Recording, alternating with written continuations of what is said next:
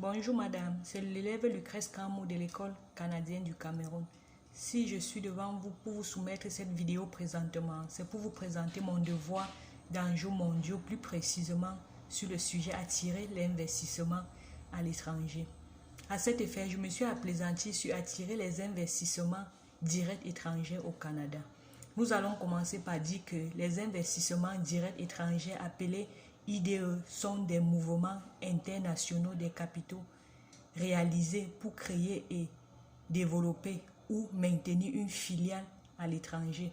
Ou encore, nous pouvons entreprendre les IDE comme un moteur de multinationalisation des entreprises. Ma plus grande préoccupation, qui fera l'objet de notre devoir, est de savoir pourquoi choisir le Canada parmi autant d'autres pays. C'est pour le simple fait que le Canada a une stabilité politique, du fait que une stabilité politique joue un très grand rôle pour les entreprises de pouvoir se développer dans un pays. Le Canada se place au deuxième rang des pays de la G7. La G7 qui est compris comme un groupe de 7 États ayant une production rentable.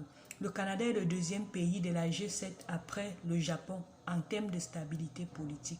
Nous savons aussi que les six banques les plus sécurisées de l'Afrique du Nord sont des banques canadiennes. Ainsi, cela est un point très nécessaire pour attirer les investisseurs au Canada. Comme autre facteur dans le but d'attirer les investisseurs au Canada, nous avons l'évolution de la technologie qui rend le Canada purement moderne et développé. Et cela rend le Canada un pays de référence dans lequel nous pouvons investir. Au-delà de tout ce que nous avons cité, nous pouvons aussi nous appesantir sur les ressources naturelles, minières et forestières qui favorisent et accroissent l'économie des entreprises au Canada. Sans oublier le domaine économique, nous pouvons mentionner que la main-d'œuvre au Canada est une main-d'œuvre hautement qualifiée, et instruite au monde. 59,4% des Canadiens âgés entre 25 à 64 ans sont titulaires des diplômes d'études post-secondaires. Cela impacte positivement les investisseurs à venir investir dans ce pays.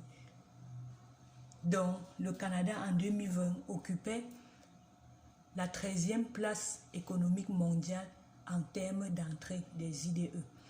En somme, j'invite les investisseurs de pouvoir investir au Canada afin que cela puisse augmenter le taux d'indice de développement humain abrégé IDH qui pourra garantir une meilleure condition de vie de population canadienne et des immigrants vers le Canada.